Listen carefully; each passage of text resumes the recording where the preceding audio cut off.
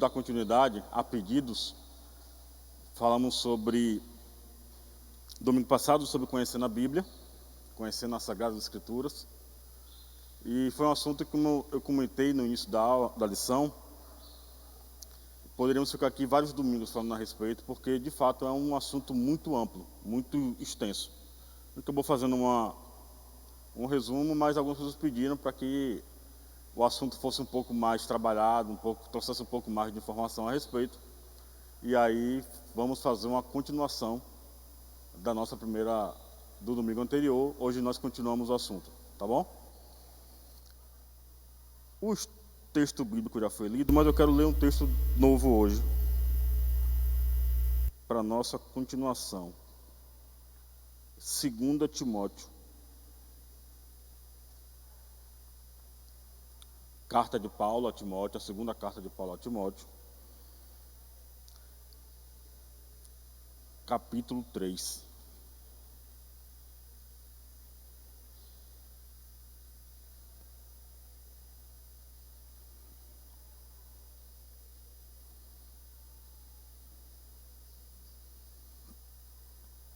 Segunda Timóteo, capítulo 3,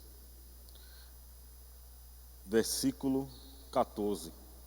Já é o final do capítulo lá, tá bom? Vou ler com vocês.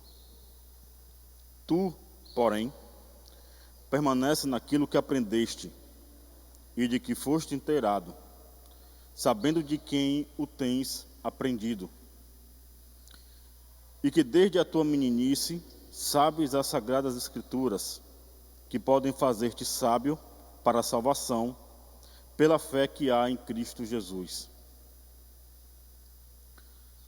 Toda a Escritura é divinamente inspirada e proveitosa para ensinar, para repreender, para corrigir, para instruir em justiça, para que o homem de Deus seja perfeito e perfeitamente instruído para toda boa obra. Amém? Aqui esse texto, Paulo escreve a Timóteo, traz um pouco do quanto conhecermos a Bíblia, conhecermos as Sagradas Escrituras, nos traz um aval maior. O irmão Disney falou aqui no domingo passado, ao final da lição, ele fez uma continuação que eu achei bem interessante, que ele disse que até para a oração, quando nós conhecemos os textos bíblicos, a nossa oração flui de forma melhor. Quando nós oramos, confirmando, que assim, se nós oramos e dentro da nossa oração trazemos textos bíblicos, confirmações, promessas bíblicas, é como se nós estivéssemos chancelando a confiança a quem nós estamos pedindo. Nós não vamos chancelar o que nós pedimos como uma confirmação. Claro que a bênção vem de Deus e é dele que tem que ser partida. Ele é que chancela. Mas quando nós falamos textos bíblicos durante a nossa oração, é meio que uma confirmação que nós acreditamos de fato naquilo que está escrito. Então, até para a nossa oração, a Bíblia ela tem o seu poder, tá? Fazendo um apanhado bem rápido aqui da nossa lição, domingo passado, crescendo em conhecimento bíblico, que aí vai sobre questão de como conhecer, como nós podemos estudar a Bíblia, como é que ela traz esse conhecimento para nós. A espiritualidade para isso, eu citei aqui para vocês como um conselho. Não leiam a Bíblia como um livro qualquer, que você abre e lê. Antes de você ler, ainda que seja uma oração rápida, faça uma oração, peça para que o Espírito Santo te inspire a entendê-la. Ele é um escritor, embora a Bíblia tenha sido escrita por mãos humanas, vamos falar disso, mas é o Espírito Santo que inspira o coração do homem a escrever.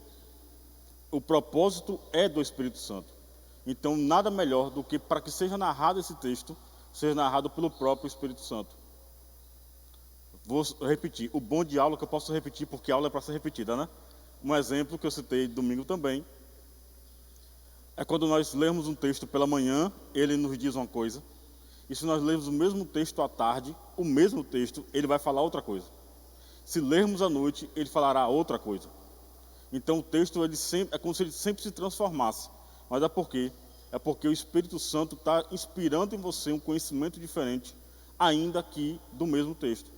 É por isso que nós conhecemos pessoas, por exemplo, que têm a leitura bíblica e assim, né? 10, 20, 30 vezes leu a Bíblia. Por quê? Porque sabe que à medida que a leitura vai sendo feita, ela vai sendo trazida de maneira natural, de forma muito diferente. Textos novos. Aparentemente parece que a Bíblia acabou de ser reescrita para quem está lendo. Mas isso tem que ser de forma espiritual muito aguçada, buscando principalmente em oração. A divisão literária da Bíblia, Antigo Testamento, Novo Testamento. Vamos falar um pouco mais dessa divisão aí, tá? E como ele vai sendo construído. Os livros apócrifos. A Bíblia como livro diferente. É um livro que tem características diferentes. Trouxe algumas curiosidades acerca da Bíblia. Está dentro da lição, para quem já está com a lição em mão sabe do que eu estou falando, tá? A origem divina. E aqui eu quero começar nossa lição de hoje falando um pouco mais dessa origem divina. Vamos correr um pouco a história falando sobre a Bíblia. A Bíblia, que é esse livro que aparentemente para nós, para alguns de nós, parece que é um livro místico. É um livro que surgiu do nada. É um livro que, embora homens tenham sido escritas, ela vai pegando um sentido que a história dela parece que não tem tanta importância. Mas eu quero convidar vocês hoje para que nós possamos fazer essa caminhada de como a Bíblia vai sendo escrita, de como vai ser sendo o processo dela, a sua divisão, para que você, de fato, tenha intimidade com ela quando você abrir. Amém? Citei no domingo que uma das características que a Bíblia hoje passa por um processo que é preocupante é que alguns homens, alguns líderes, inclusive, tratam a Bíblia como se fosse um livro que precisa ser reescrito, readaptado. Vamos lá, né? Na nossa era cristã, estamos falando de um livro que tem, posso falar quase 2000 anos, já que ela foi escrita ali até por volta do ano, vamos lá, né? João, bota ali 70 depois de Cristo, então está dentro do primeiro século. Tem aí quase 2000 anos da era cristã, que não precisou de adaptação, mas que agora, por uma necessidade da igreja moderna, ela precisa ser readaptada. Porque a Bíblia é machista. Olhem os textos bíblicos, vocês vão ver que quando a Bíblia tem 3 textos machistas, são textos que trazem o entendimento errado do homem. Mas não que seja algo que uma ordenança da Bíblia, não um conselho da Bíblia. A Bíblia também é um livro histórico, então ela vai trazer a historicidade da cultura e das práticas dos homens nas suas épocas de descrição. Racista é interessante porque alguns dizem que a Bíblia é racista. Se nós pararmos para poder olhar bem o texto, inclusive, a Bíblia de fato traz traços do homem racista, mas nem é pelo homem preto, negro, afrodescendente. Hoje a gente não consegue mais denominar porque todo mundo quer ser chamado de um jeito. Mas principalmente pelo ruivo. Davi era ruivo, Esaú era ruivo. Eram homens que tinham a cor da terra, e por ter a cor da terra eram desvalorizados. Fazia lembrar o Adão, o homem que vem da terra, o primeiro pecador. Então assim, existem traços principalmente para esse homem ruivo. Mas volto a falar, são traços históricos. Não há em momento algum a Bíblia vai te influenciar a ser racista. Em momento algum. Mas vamos lá. Qual o propósito e a motivação da Bíblia? Quando é que ela começa a ter um certo propósito? Primeiro, para alguns a Bíblia tem o seu propósito para confirmar a divindade de Deus. Para provar Deus. Para mostrar que Deus é Deus. Isso é um entendimento errado. A Bíblia, em momento algum, vai fazer menção de comprovação de que Deus existe. Em momento algum. Pode ter o texto que for, eu lhe mostro que não vai dizer isso. Por quê? Porque Deus existe, independente de crer ou não. Ele vai existir. Mas esse Deus, também ele se revela.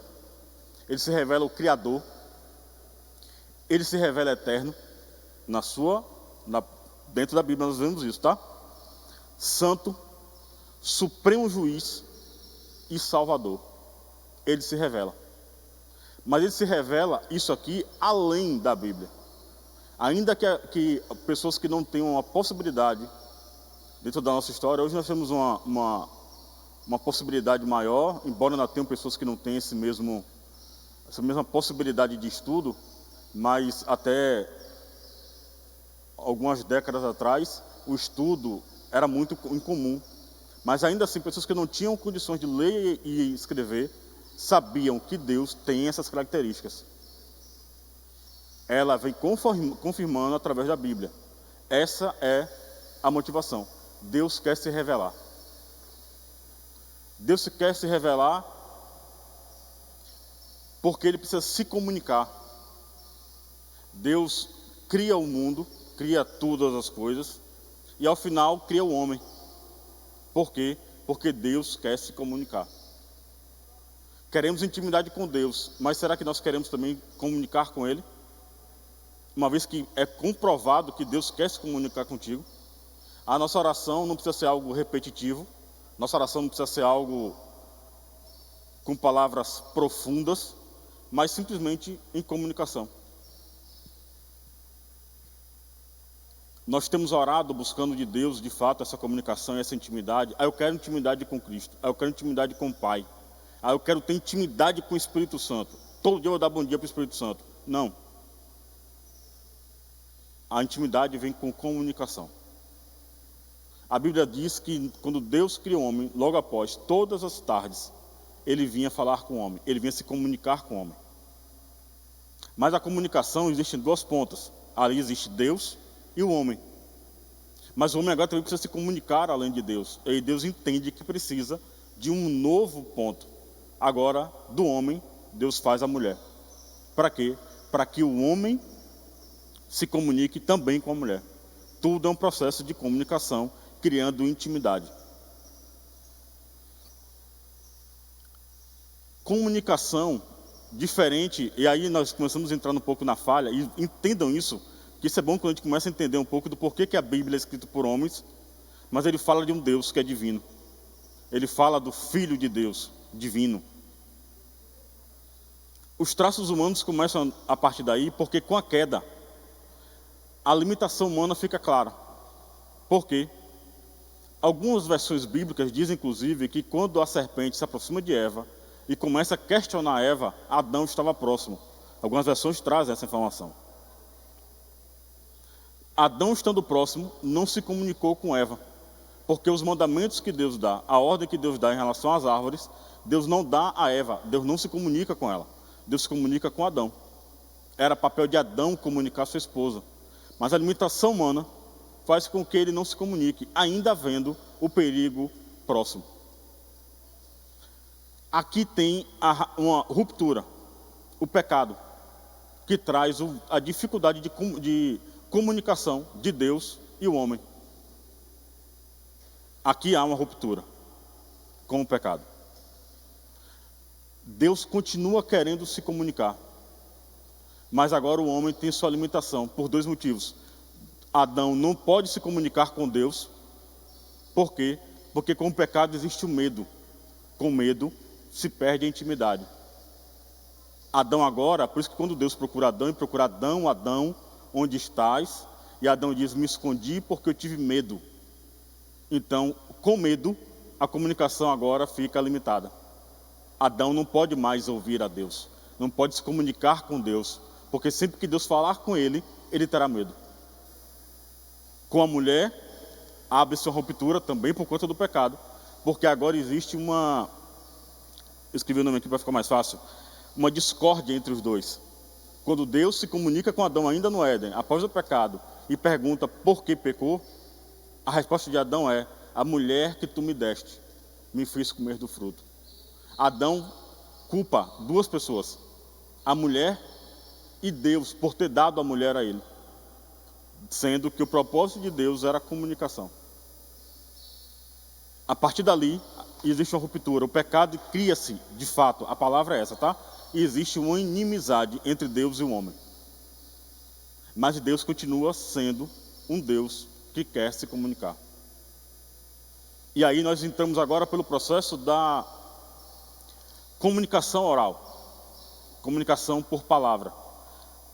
Deus não tem a prática de falar com o homem como falava com Adão, mas em determinados momentos ele se comunica com os homens. Noé, Abraão, Isaac, Jacó, em todos esses homens, em determinados momentos, Deus para ter uma comunicação com eles, uma aliança com eles. Deus quer se comunicar. Mas dentro desses processos dos patriarcas da igreja, chega um momento em que ele encontra um propósito diferente. E aí ele agora pega o menino, que deveria ser morto, coloca no cesto de vime e manda para o palácio do Egito, para que a filha do faraó cuidasse daquele jovem, daquela criança, que cresce no conhecimento da escrita egípcia. Alguns manuscritos, Moisés se torna agora o homem com quem Deus quer falar, com quem Deus quer se comunicar. Leva Moisés ao monte e entrega para Moisés o primeiro texto bíblico, o Decálogo, as 10 leis. Perguntei aqui domingo passado, quem foi que escreveu a Bíblia? O primeiro escritor foi Moisés? Não, não foi Moisés, foi Deus. Deus escreveu a placa e entregou a Moisés. Primeiro texto bíblico. Mas aí Moisés quebra a placa. A comunicação corre um risco. Mas Deus traz Moisés e fala, pronto Moisés, agora você se comunica. Você será o meu comunicador. O Espírito Santo te inspirará e você vai escrever. Porque agora nós saímos da prática oral e entramos na prática escrita. Moisés passa a escrever. Para alguns historiadores, Moisés começa a escrever o livro de Jó. É o livro de Jó, o primeiro livro a ser escrito por Moisés. Entendam, tá? Deixa eu abrir um parêntese aqui. Eu vou falar sobre alguns livros, e esses livros quem foram provavelmente os escritores. Mas não se entra numa certeza. Para alguns, tudo indica que Jó foi escrito por Moisés. O Pentateuco foi escrito por Moisés. Pentateuco. 5 primeiros livros da Bíblia. Êxodo, Gênesis, Êxodo, Levítico, Número, Deuteronômio, cada um com seu propósito. Porém, existe um processo aqui que é assim, a gente começa a entrar em umas perguntas, principalmente para quem vai ser questionado sobre esse livro com que Deus trouxe para o homem, que é o homem que escreveu e disse que é Deus que trouxe. Aí começa a ter alguns questionamentos. Quando se há esse questionamento para a igreja, principalmente em relação à Bíblia, questionamentos vão amplos, tá?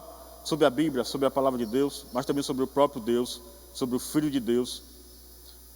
Na teologia nós usamos o termo de apologética. É quando você precisa defender a sua fé. Você precisa defender aquilo que você crê.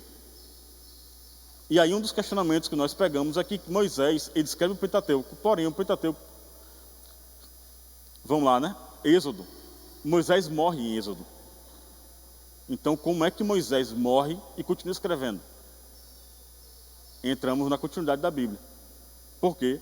Porque após o Pentateuco, entramos num livro histórico. Continuamos no livro agora histórico. Não que o Pentateuco não seja, tá bom? Mas o Pentateuco é considerado, vamos lá, vamos segurar o Pentateuco. É considerado, para alguns, chamado de Torá. É os 5 primeiros livros da Bíblia. E é os 5 livros mais valorizados da Bíblia. São livros que são escrito por Moisés, tem a ele a característica de escrita. Aí existe ainda outra ideia que um outro escritor pode ter sido o próprio Josué, não Moisés. Por quê? Porque Moisés estava aprendendo a escrever no Egito. A língua que Moisés escrevia era egípcia, arcadiano. Porém, a Bíblia do Pentateuco é escrita em hebraico. O que dá a entender que não foi Moisés que escreveu. É uma outra característica. Mas vamos lá, vamos manter. Porque nós cremos que foi Moisés que escreveu o Pentateuco. Porque em determinados momentos, a própria Bíblia, olha ela se confirmando, a própria Bíblia traz a Moisés a escrita. Deixa eu tentar lembrar de um texto fácil aqui, para a gente lembrar aqui. Pronto. Cristo, vamos usar o melhor exemplo. Quando Cristo é questionado acerca do divórcio, ele responde em relação a Moisés. A lei de Moisés diz que o homem deve O que a lei de Moisés diz a respeito do divórcio? E Deus diz aqui, não, a lei de Moisés nunca vai falar contra, simplesmente que deve ter um respeito com a mulher. Mas quando Cristo fala ali a respeito do divórcio e leva esse texto à lei de Moisés, ele está confirmando que foi algo escrito pelo próprio Moisés. Existe outro texto, tá? Só estou agora me vendo na mente rapidinho, só para confirmação acerca disso aí. Então, o Pentateuco, esse livro, a Torá, conhecido como Torá, muito valorizada entre os judeus, é considerada a sua própria Bíblia, a raiz bíblica, a fonte bíblica, tudo vem da Torá. Pentateuco. Aí entramos nos livros históricos. O primeiro deles, para alguns, é histórico, porém também tem uma ligação com o profeta, que é o próprio Josué. Josué era profeta. Porém, ele entra dentro do livro histórico porque tem características históricas. É Josué que descreve como é que o povo hebreu entra na Nova Canaã e como é que ele se dá aquele lugar. Então ele vai contar a história das batalhas, das vitórias do povo, de como o povo se comportou em Canaã, chegando até a Terra Prometida e tendo posse da Terra Prometida. Então é um livro que vai contar uma história, não ganha agora o embasamento de um livro profético, mas de um livro histórico. Juízes, Ruth. Juízes é um período que antecede o reinado, tá bom? Citei aqui alguns do... Juízes é o livro que vai trazer homens que são considerados líderes religiosos daquela época. Sansão, Gideão, Jefté, são vários juízes. E esses juízes ele vai ter homens que Deus usa, mulher, que Deus usa para que eles sejam líderes do povo. Porém, aqui, nesse período da história, livros históricos, o homem começa a verificar outras nações. Quando batalham contra Israel, eles verificam que Israel é a única nação que não tem um líder à sua frente. Não existe um rei à sua frente. Era comum nas batalhas os reis irem às batalhas também. Olha o exemplo do próprio Davi. Mas agora Israel queria um rei que representasse o seu povo diante das nações. A vontade de Deus era: eu sou o seu rei, eu sou o seu líder, o rei dos reis, o líder de todos os exércitos. Então, eu sou o seu líder. Porém, o povo continuava querendo não o Deus sendo representado, mas um homem. E aí Deus indica Saul para ser rei. Aí tem a diferença, a mudança agora do livro de Juízes, e entramos no livro de 1 Samuel. 1 e 2 Samuel. 1 Samuel, reinado de Saul. Segundo, já vai focar mais no reinado de Davi. Na Bíblia hebraica não existe 1 e 2 Samuel, existe Samuel. Na Bíblia hebraica não tem 1 e 2 Reis, que agora entra ali do livro do reinado de Salomão até o final dos reinados. Não existe 1 e 2 Reis, mas existe Reis. Ok? É por isso que na Bíblia judaica não tem o mesmo número de livros da nossa Bíblia. É o mesmo texto. A divisão é feita de forma diferente. Deus continua se comunicando. Voltando um pouco para Moisés, voltando rapidinho, que eu ter dito isso para vocês, acabei me passando aqui, mostrando a necessidade da intimidade com ele. Quando Deus se revela a primeira vez a Moisés, se comunica a primeira vez com Moisés, ele se comunica através de uma sarça ardente. Uma sarça que pegava fogo, mas que não se consumia. E aí eu vou trazer para vocês mais um texto, que vocês vão ver que o texto fala muito mais do que às vezes nós lemos. Nessa passagem existe algo interessante, porque quando Moisés se aproxima, e a sarça diz o que para Moisés? O que é que Deus fala através da sarça para Moisés? O quê? Tira a sua sandália, porque o local é santo. E aí nós dizemos assim, ali foi por ser santo, precisava de ter autoridade, precisa ser reconhecida. Moisés deveria respeitar o lugar por isso tira a sandália. Eu não discordo disso. Porém, tem algo além disso. Para Moisés se comunicar, ser a fonte de comunicação de Deus, ele precisaria ter intimidade com ele. E para ter intimidade com o santo, precisa se tocar no santo. O local era santo. Moisés precisa ter contato com ele. A sandália impedia o contato com o local santo. Então Deus diz, tira a sandália, porque eu preciso que você toque no que é santo. Você precisa se aproximar do que é santo. Você precisa ter contato com ele. Você precisa entender o que é santo, para daí sim falar do que é santo. A igreja hoje perde muito, porque a santidade está cada vez mais baixa, cada vez mais limitada, cada vez mais desvalorizada. A maior prova disso é quando questiona a própria Bíblia. E aí perde totalmente o direito de mostrar o que é santo, porque não sabe o que é ter santidade. Perdeu o contato. Deus não quer que você pare de comer por parar de comer. Deus quer que você pare com um momento de sacrifício, reconhecendo que você é templo santo. Deus quer que você ore a Ele, não para fazê-lo lembrar de algo, não, mas para que você saiba que você está falando com algo que é santo e tendo intimidade com o que é santo. Quando você faz um pedido a Deus e Ele cumpre o seu pedido, ali não é como um joguinho de eu fiz por merecer, não, mas é porque você saiba que você pediu algo que é santo e aquilo que te deu é santificado. Aí eu pergunto, quantas vezes na nossa igreja nós vemos pessoas pedindo uma porta de emprego para ser aberta? É um pedido feito a Deus e Deus abre a porta, mas o nosso comprometimento, a nossa convivência com nossos colegas não é santa. Porque perdemos o quê? O contato com o que é santo. O meu contato com o que é santo até onde eu peço, mas não é a partir do momento em que eu recebo. Moisés, para receber sobre a inspiração do santo, precisava ter contato com ele. É por isso também que as sandálias precisam ser retiradas. Vamos parar de usar muito sandálias e vamos começar a usar mais contato com esse Deus. Amém? Eu falei que o texto traz mais coisa.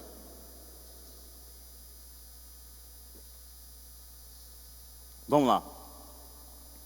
Livros históricos ainda, tá? Ruth vai trazer um conhecimento muito grande sobre remissão. Eu não vou entrar no texto, porque senão nós acabamos passando um pouco mais do tempo, tá? Leia o livro de Ruth, é um livro pequeno, dá para você entender ele muito claramente.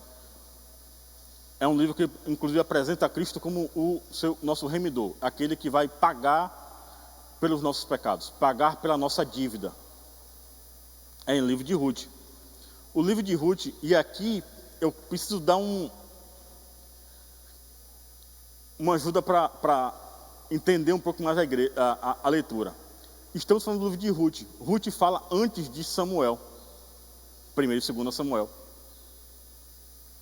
Porém, Ruth se passa no período do reinado de Davi. Ruth se passa no período do reinado de Davi. Por que isso, pastor? Por quê?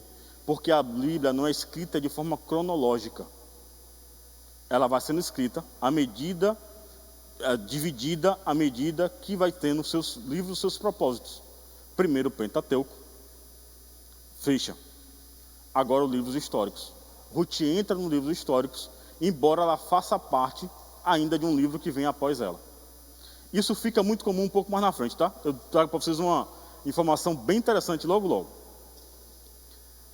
Samuel, Reis, Crônicas. Crônicas agora traz ainda acerca do reinado de Davi. Volta a falar sobre Davi. Por quê? Por conta da ordem cronológica. Como era escrita nesses livros, geralmente a boa parte dele é considerado que Samuel foi o Samuel, ou alguns próximos a Samuel, foi quem escreveu principalmente a maioria dos livros históricos. Era profeta e tinha essa possibilidade de escrita. entramos nos livros poéticos. Jó, olha aí, ó, Jó, primeiro livro a ser escrito, entra agora no livro poético, lá no meio do Antigo Testamento. Por quê? Porque não é escrito em ordem cronológica. Jó, ele é escrito por seu teor poético, ele é escrito como um livro poético. Embora os traços do livro de Jó trazem como um ato real, mas o seu principal propósito são os livros, são a parte profética, a parte poética. Salmo, poesia, Provérbios, Eclesiastes e Cantares de Salomão. Todos livros poéticos. Cantares é um dos livros, por exemplo, nos últimos livros em que é canonizado, que é confirmado dentro do cânon como um livro que deveria ser bíblico. Por quê? Por conta da sua sensualidade. A forma com que Salomão fala acerca da sua amada traz muito teor sensual, o que faz com que se entenda. E vamos lá, né? Se nós lermos o texto de Cantares hoje em dia, nós ainda temos algum texto que ainda traz vou dar exemplo, um desconforto por se tratar de um livro bíblico. Agora imagine esse livro sendo lido há 1000 anos atrás, 2000 anos atrás. Então assim, eram textos muito peculiares. Porém, a paixão descrita por esse noivo e a sua amada é muito característico para Cristo e a igreja. Para Cristo, aqui para o povo judeu, e o povo judeu também. A forma com que ele se entrega a essa amada são características poéticas e que confirma que é algo divino. Aqui entra como livro poético também, Cantares. Vamos para o livro profético. Deixa eu dar uma lidinha aqui para ajudar. Esses livros contêm uma mistura de advertências, exortações, visões, oráculos, julgamentos e promessas. Livros proféticos, tá? Esses livros proféticos desempenham um papel significativo na história religiosa e espiritual do povo de Israel e continuam sendo valorizados por sua mensagem teológica e profética para os crentes até hoje. É importante lembrar que as atribuições tradicionais de autoria nem sempre são universalmente aceitas e são objeto de discussão e estudo contínuos entre estudiosos religiosos. Profetas aqui vão ser divididos em 2 grupos agora, tá? Lembra, volta a falar, na Bíblia judaica não existe a divisão dos livros profetas, principalmente profetas menores. É um livro de profetas. Isaías, Jeremias, Lamentações de Jeremias, era também um livro que poderia ser considerado poético, mas é considerado um livro dentro do livro histórico, é a continuação do livro de Jeremias. Ezequiel, Daniel, profetas maiores. Profetas menores, Oséias, Joel, Amós, Obadias, Jonas, Miqueias, Naum, Abacuque, Sofonias, Ageu.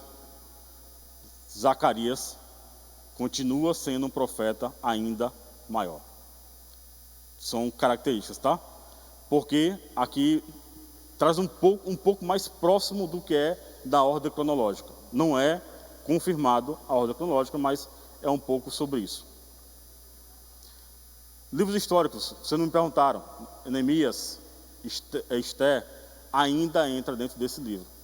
E aqui entra uma curiosidade bem interessante. Esther é um livro que é escrito antes dos profetas, correto?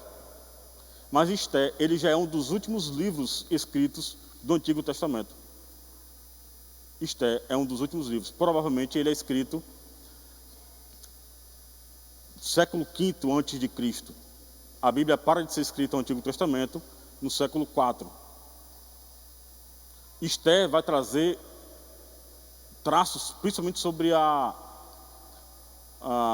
reconstrução do templo, não a reconstrução, mas naquela época da reconstrução do templo. Os livros dos profetas também não entram dentro de uma linha cronológica. Volto a falar, o Antigo Testamento ele é dividido não com o propósito de trazer uma linha cronológica para você, para mim, mas dentro de uma divisão de conhecimento acerca de um assunto. Então, Pentateuco, livros históricos, livros poéticos e os livros dos profetas. Aí que entra o Antigo Testamento. Dentro desse processo, do Antigo para o Novo Testamento, existe um termo... Tá aí, eu estava precisando de uma pergunta para poder ganhar isso. Existe um termo, eu fiz uma promessa domingo passado, e minha promessa é dívida, o livro está aqui. E eu quero saber quem é o primeiro a me responder qual é o nome do período entre o Antigo e o Novo Testamento. Quem se habilita? Não é uma pergunta difícil, não, gente.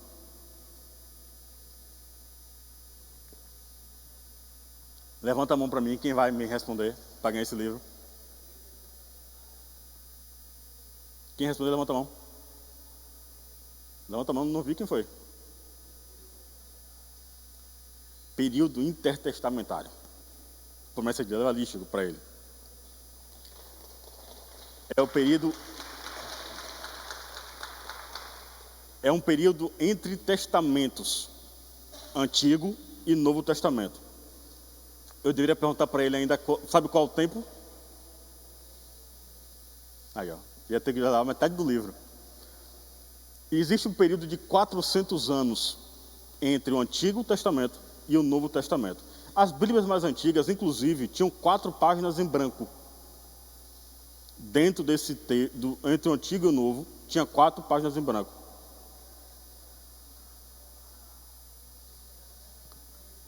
Isso, o intervalo. Por quê? É considerado um intervalo em que Deus não se comunica. Deus não se comunica.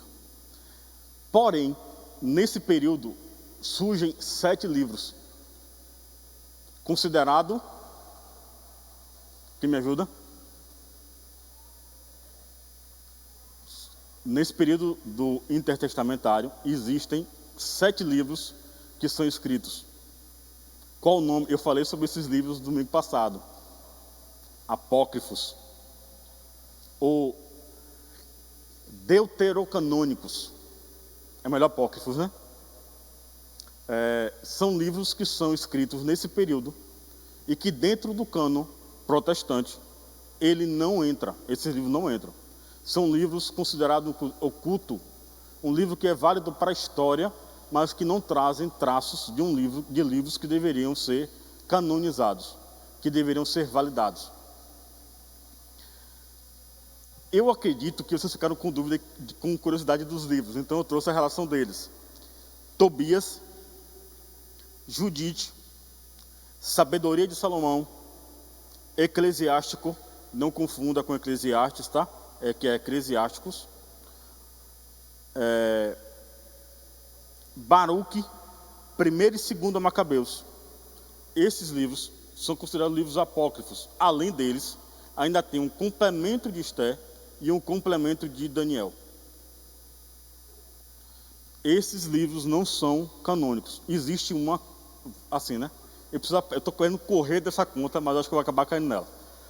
Existe uma conta bíblica, aí posso dizer assim, profética, que fala acerca desse período de silêncio de Deus. Deus faz a profecia em Malaquias e ele não fala mais até João Batista. Tá? Eu anotei por causa da conta, minha mente não está me ajudando, e eu vou falar bem rápido e não vou entrar no detalhe, porque eu sei que muito breve o pastor vai falar a respeito desse período, tá?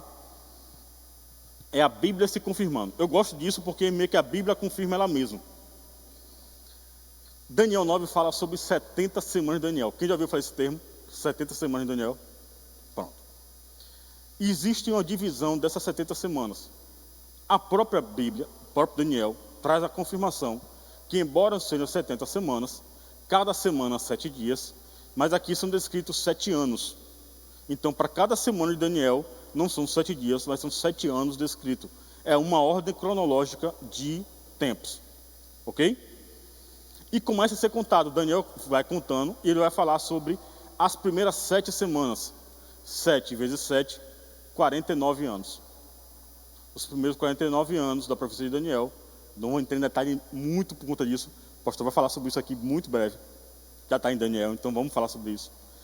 49 anos, que é desde o momento em que saiu o decreto da reconstrução do templo de Neemias, aquele processo ali que conhece, logo no início do livro de Neemias, começa a ser contado o período dos 49 anos, que é quando o templo é construído, justamente nesse ponto, a partir do decreto. Após os 49 anos, entra o período interbíblico, período intertestamentário, que se conta 62 semanas, 434 anos. Esses 434 anos é o período da contagem da semana de Daniel. Mas, pastor, não são 400 anos? E aqui eu acho linda quando a Bíblia traz conta nesse nível. Período interbíblico, 400 anos. 400 anos de silêncio. Inclusive Daniel cita como um período de angústia, porque os homens buscariam a Deus e Deus não falaria. Só que além dos 400 anos, acrescento agora, faltam o quê? 34. Façam a conta de um período de gestação, mais um homem que viveu durante 33 anos. E a Bíblia bate a conta exata, 434 anos. 7 com 62, 69 semanas. Pastor, cadê a 70? A última semana, período da grande tribulação. 7 anos de tribulação. Essa semana está guardada porque o relógio contou, mas na cruz de Cristo, ela é, vou até um pouco mais para frente, né? Pentecostes, Atos 2, essa conta ela para, o relógio ele para, e agora entra uma era da igreja. A era de Israel para, e ela volta a ser contada nos últimos 7 anos. É por isso, inclusive, que existe o entendimento que a igreja não estará aqui na tribulação. Por quê? Porque o tempo deixa de ser de igreja e volta para o tempo de Israel. E eu paro a profecia aqui, porque eu não vou entrar em detalhes sobre ela. Tá? Mas vejam, por que eu gosto de trazer isso? Vejam como a Bíblia é exata, até na conta. O número bate certinho. 70 semanas de Daniel. Mas vamos lá. Livro profético, tá? Daniel está lá, livro profético, falando a respeito disso. Dentro desse período, livro textos apócrifos. Esses textos, inclusive, vão trazer, primeiro, eles são escritos em grego. Esse texto em grego não entra para o Antigo Testamento, porque todo o Antigo Testamento é escrito em hebraico. Isso é uma regra. Hebraico ou aramaico. O texto desses 7, eles vão ser escritos em grego. Por quê? Porque é um período em que a leitura grega é a leitura franca, é a conhecida no mundo por conta do Império Grego. O grego koiné, é o grego antigo. Fosse para o português hoje, seria um voz-me-sé da época. Era uma língua vulgar, considerada língua vulgar. Não por vulgaridade, tá? Vulgar por ser uma língua comum naquela região. Nesse período, a Bíblia hebraica ela é traduzida para o grego. Chama-se a Bíblia Vulgata. Tá bom? Bíblia Vulgata. Ela é traduzida do Antigo para o Novo Testamento. O Novo Testamento agora é escrito em grego, por conta da sua língua. E entramos no Novo Testamento com os 4 evangelhos. Falei a respeito, não vou entrar muito em detalhe. Os 4 evangelhos, Mateus, Marcos, Lucas e João. Mateus, Marcos e Lucas. Ai, meu Deus. Sinópticos. A palavra quase fugiu da mente. Misericórdia. Sinópticos. Por quê? Similaridade de ótica. Eu citei um exemplo. Subamos um monte. 3 pessoas, cada um de um ponto. Subimos o mesmo monte. Mas a visão e a experiência do monte será diferente. Embora o monte seja o mesmo. Os 3 escrevem acerca de Cristo. Embora cada um com a sua visão. Com aquilo que chamou a sua atenção.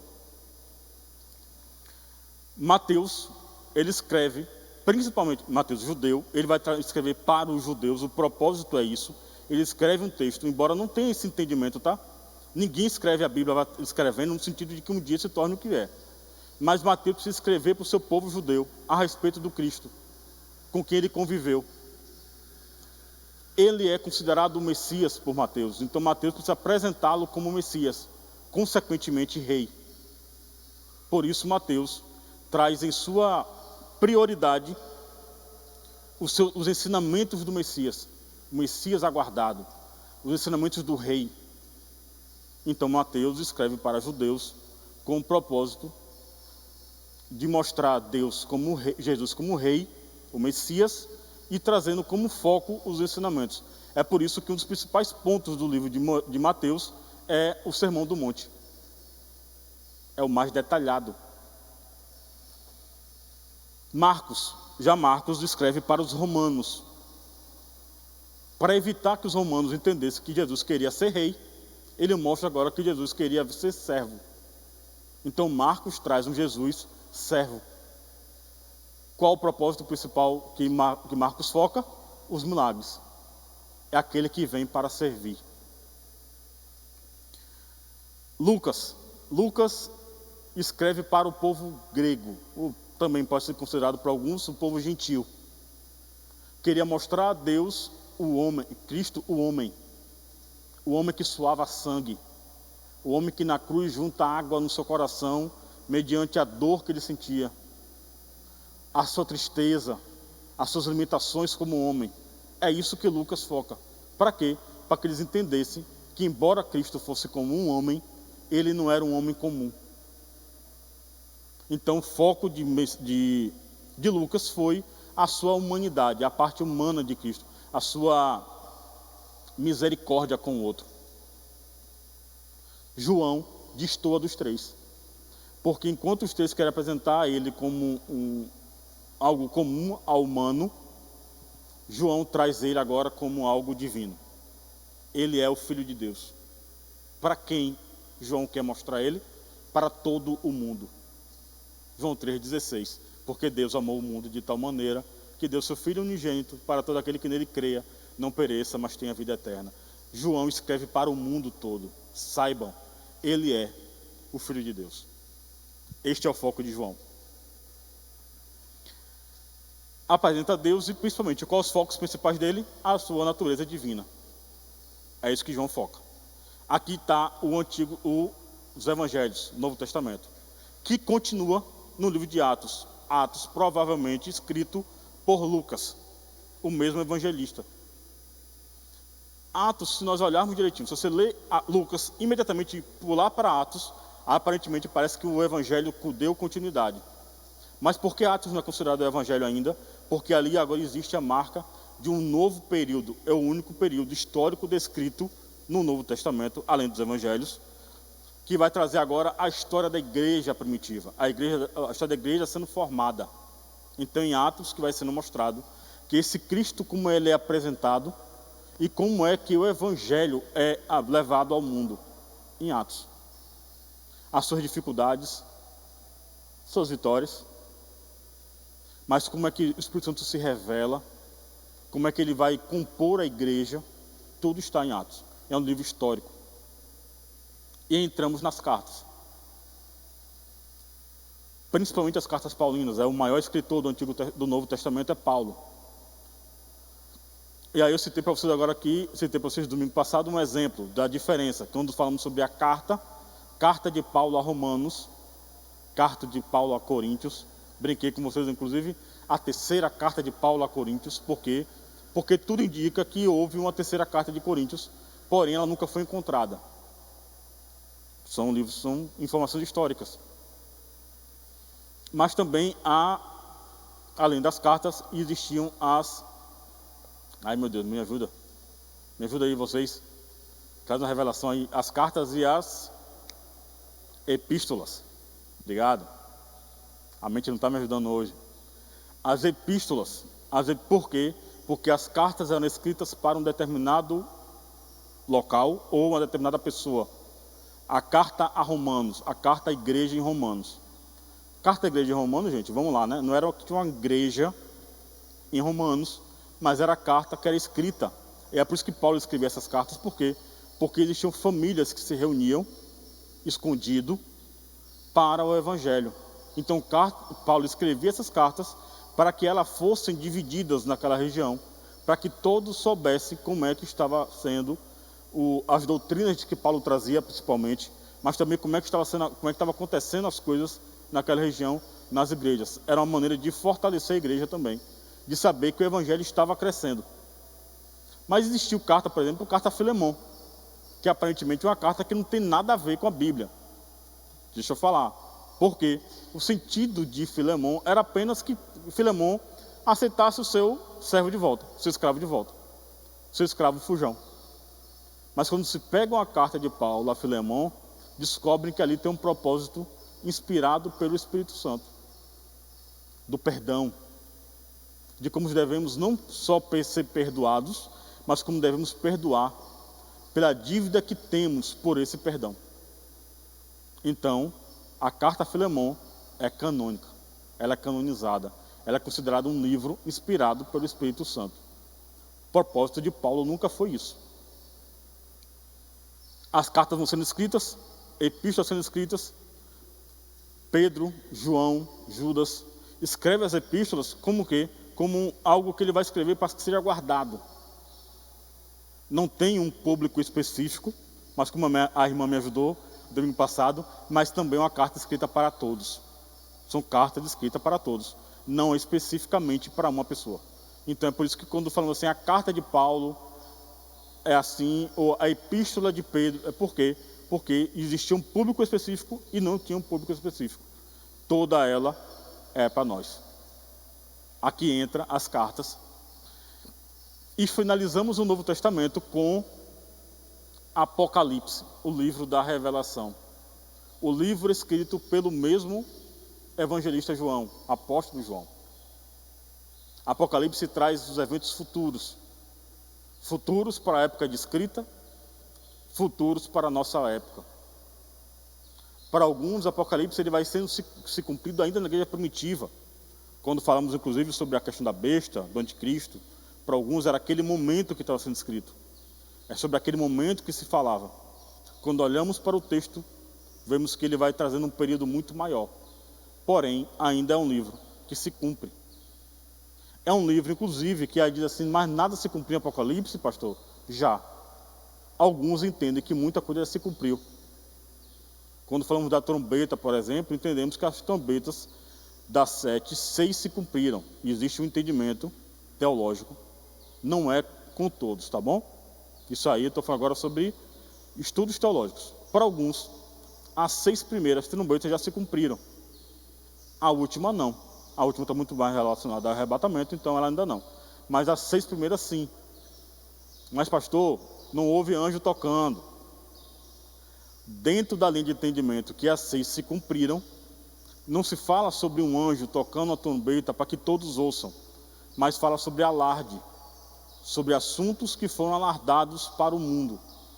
Aí falamos ali, o que tem nas trombetas? Desmatamento, por exemplo. As águas limpas sendo cada vez mais contaminadas, está lá nas trombetas. E ali vai sendo descrito, tá ok?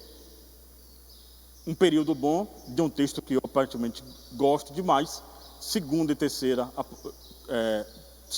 capítulo de Apocalipse, quando fala sobre as 7 igrejas da Ásia, que para muitos também, e eu sou um desses que concordam, que ali está escrito um tempo da igreja, para cada uma das cartas, para cada uma das igrejas, um período. Por que eu corrigi?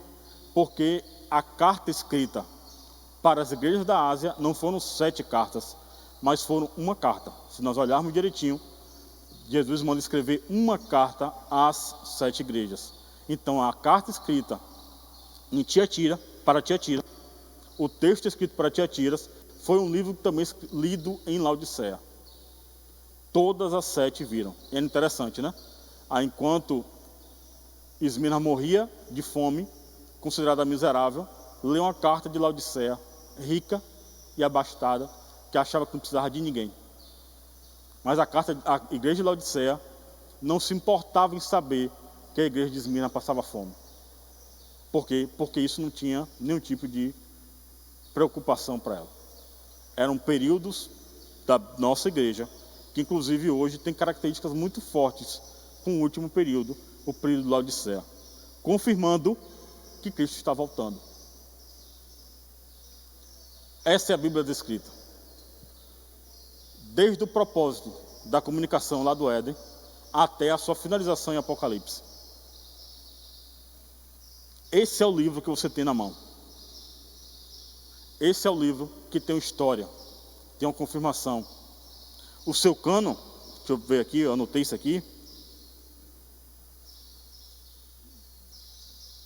Alguns dos principais eventos históricos e decisões importantes que contribuíram para a formação da Bíblia incluem o processo de seleção dos livros canônicos por concílios e líderes da igreja primitiva, como o concílio de Hipona em 393 d.C.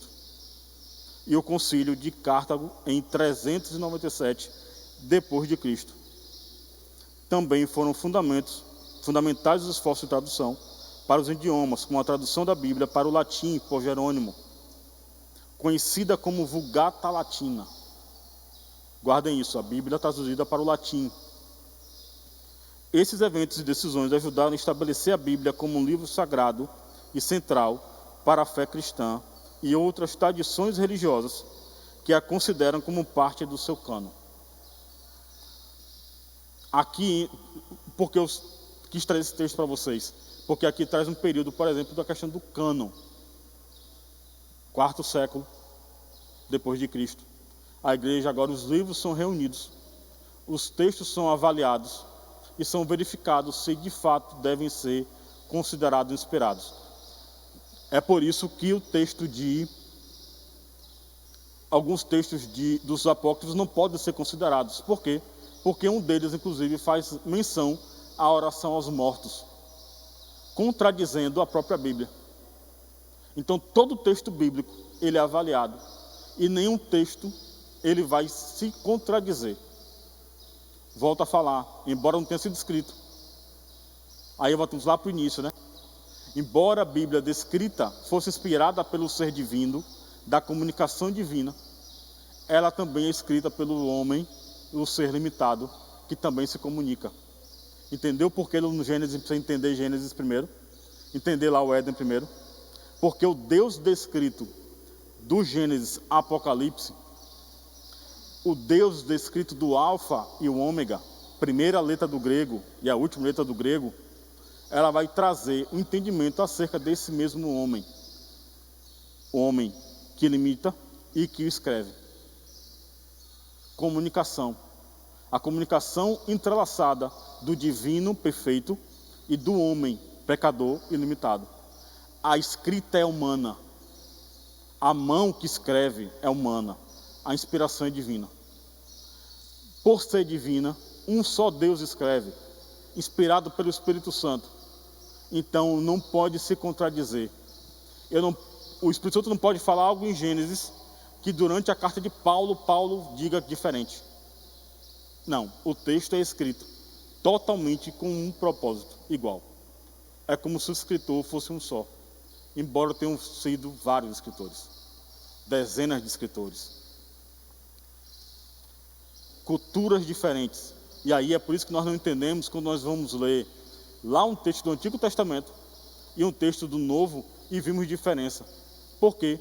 Porque estamos falando de um texto que Moisés começou a escrever 1500 anos antes de Cristo, mas que foi escrito até 100 anos depois de Cristo, um período de aproximadamente 1600 anos, com culturas diferentes, homens diferentes, vivendo situações diferentes, com propósitos diferentes, visões diferentes, e vou acrescentar até pecados diferentes. Por que pecados? Porque aí traz a limitação a ele. Essa é a história do livro que você tem. E é por isso que a igreja continua dizendo que ela é um livro inspirado. Que ele tem o seu valor e precisa ser reconhecido pelo tal. Amém? Eu vou encerrar a lição, passou. Mas antes eu preciso falar para vocês apenas uma coisa, tá? Eu trouxe aqui, eu entrar um pouco mais em detalhe, não vou conseguir, o tempo já não me ajuda. Vê como a gente fala da Bíblia, a gente faz uma corrida no tempo e o tempo passa muito rápido. E existem algumas versões hoje traduzidas. Qual é a nossa origem? Por isso que eu citei, fiz uma ênfase maior. Quando entra a Bíblia em latim, ela é trazida do latim, traduzida ao português, ao nosso português. A primeira tradução da Bíblia do português foi feita por volta de 1681, pelo padre João Ferreira de Almeida, traduzida de uma Bíblia do latim. Até então, a Bíblia era um livro dominado pela igreja, não era liberada os textos dela. João Ferreira de Almeida é que traz isso. Uma das ideias do protestantismo é justamente trazer a Bíblia para o homem e não ser um livro controlado pela igreja. Não estou criticando, só estou dando informação, tá bom? Não é uma crítica, não. É por isso que quando vamos para quem já foi para uma missa na igreja católica, por exemplo, até os textos que vão ser lidos já são definidos antes.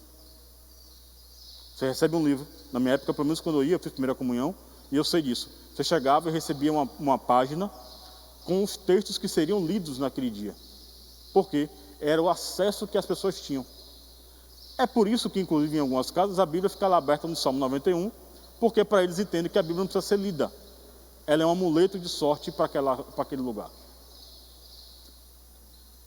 O protestantismo, eu já te passo, o protestantismo ele traz essa liberdade da Bíblia para você, para a igreja como um todo. Liberdade que hoje a igreja já não quer mais, já não faz questão de ler mais. Amém? Falando sobre a questão das traduções, tá? O tempo não me ajuda a entrar, assim, tem umas características muito interessantes. Como é que traz um pouco do erro em relação a isso, tá? Boa parte, principalmente no livro vamos lá, né? Rei Samuel, quem escreve muito deles também são escribas, copiadores. Quando alguém queria um texto bíblico em casa, alguma parte do livro, isso no Antigo Testamento ainda também, tinha os copistas. Os copistas escreviam um texto e criavam uma cópia para que alguém tivesse. Porém, esses livros, às vezes, eram acrescentados alguns textos. Como você escreve na sua Bíblia? E aí o copista voltava e escrevia novamente. E para alguns esse texto era acrescentado. Isso é uma teoria que se tem para alguns historiadores. Porém, isso é tão interessante que eu notei aqui a data, do ano passado, 1947, em Qumran, encontrado os últimos manuscritos, no último tempo, tá? De encontrado, chamado Os Rolos do Mar Morto. Esse texto, por exemplo, o livro de Isaías, ele é encontrado 95% do que nós temos hoje. E é um livro considerado dos primeiros livros a ser escritos. O que dá a entender que o quê? Embora houvesse os copistas, esse texto nunca foi alterado de forma drástica. A base continua sendo uma base pronta. Ok? Então assim, houve a questão dessas dificuldades do tempo, mas os livros continuam todos essência, genuínos, pela inspiração do Espírito Santo. Como o irmão falou ali, por exemplo. Versículos que nós temos hoje, tá? Só a relação, não vou detalhar nenhuma delas. Almeida Revista Corrigida, Almeida Revista Atualizada, Nova Tradução. Aí vocês podem ver pela descrição de cada um, tá? Almeida Revista Corrigida, como você vê sua Bíblia lá, vai ter lá um ARC, a tradução, Almeida Revista Corrigida. ARA, Almeida Revista Atualizada. NTLH, Nova Tradução da Linguagem de Hoje, já é uma tradução mais comum. NVI, Nova Versão Internacional, já é um texto mais para hoje. A Bíblia do século XXI é outra mais nova. E eu quero encerrar com vocês com uma leitura. E aí eu vou escolher um texto que eu gosto. Só vou fazer essa leitura, preciso ver uma comparação de versões, tá? Quer dizer assim, mas eu tenho dificuldade de entender um pouco acerca do texto. Aí você tem que entender qual a versão que vai te facilitar mais também. Isso é válido. Tá bom? Qual a versão que vai me ajudar a entender o texto? Que vai trazer uma leitura não tão cansativa. Você busca uma leitura que vai... Não, eu quero algo que vai ser muito voltado ao original. Então você vai buscar uma Bíblia com um texto mais fiel. Mas olha a diferença de versões que nós temos hoje. Apocalipse capítulo 3. E já vou liberar, já estão me tirando daqui já quase. Carta à igreja de Laodiceia. Vamos falar da nossa carta hoje, da carta do nosso tempo, tá bom? Num texto mais fiel. E ao anjo da igreja de Laodiceia, escreve isto. Escreve, isto diz o Amém, a testemunha fiel e verdadeira, o princípio da criação de Deus. Conheço as tuas obras, que nem és frio nem quente. Quem dera fosses frio ou quente. Assim porque és morno, e não és frio nem quente, vomitar-te-ei da minha boca. Como dizes, rico sou, e estou enriquecido, e de nada tenho falta, e não sabes que és um desgraçado, e miserável, e pobre, e cego, e nu. Eu aconselho-te que de mim com um tesouro provado no fogo, para que te enriqueças, e roupas brancas para que te vistas, e não apareça a vergonha da tua nudez, e que unjas os teus olhos com colírio para que vejas. Eu repreendo e castigo todos quanto amo. Sê, pois, zeloso e arrepende-te. Eis que estou à porta e bato. Se alguém ouvir a minha voz e abrir a porta, entrarei até ele e com ele cearei e ele comigo. Ao que vencer, lhe concederei que se assente comigo no meu trono, assim como eu venci e me assentei com meu Pai no seu trono. Quem tem ouvidos, ouça o que o Espírito diz às igrejas. Esse é um texto mais comum hoje. Mas falando de versão, aí eu vou ler esse texto, e uma outra versão. Isso não vê a diferença, tá? Escreva a Laodiceia ao anjo da igreja, assim diz o Amém de Deus, a testemunha fiel e exata, a origem da criação de Deus. Conheço você por dentro e por fora, e vejo pouca coisa que me agrade. Você não é frio e também não é quente. Melhor que fosse frio ou quente. Você está estragado, apodrecido, e me causa ânsia de vômito. Você alardeia, eu sou rico, faço e aconteço. Não preciso de nada nem de ninguém. Mas você é desprezível, um mendigo, cego, esfarrapado e sem casa. Saiba o que eu quero que você faça. Compre ouro de mim, ouro refinado pelo fogo, então você será rico. Compre roupas de mim, roupas desenhadas no céu. Você já andou por aí seminu por muito tempo. E compre de mim remédio para os olhos, assim poderá ver e enxergar de verdade. Costuma chamar a responsabilidade aqueles a quem amo, para incentivar, corrigir e guiar, para que vivam da melhor maneira. Levante-se então, faça meia volta, busque a Deus. Olhe para mim, estou batendo a porta. Se você ouvir o meu chamado e abrir a porta, vou entrar e jantar com você. Os vencedores vão se sentar comigo à cabeceira da mesa, assim como eu, depois de vencer, tomei o lugar de honra ao lado do meu Pai. Esse é o meu presente aos vencedores. Seus ouvidos estão abertos? Então ouça as palavras do vento, o Espírito soprando através das igrejas. É diferente? Tradução, versão. É por isso que é importante você saber qual a versão que você vai ler. Qual vai ser a mais fácil de se entender. Aí quando diz assim, mas a versão a versão X, a versão Y, não tem importância. Tem. Acabei de mostrar para vocês que tem. Amém? Que a leitura seja algo comum para vocês. Que o livro histórico que nós andamos pela história hoje, por volta de alguns séculos, seja algo que venha motivar você a continuar a ler. Porque Deus quer se comunicar. Nós somos limitados, mas o Deus que é santo quer intimidade contigo através da comunicação. Amém? Deus os abençoe.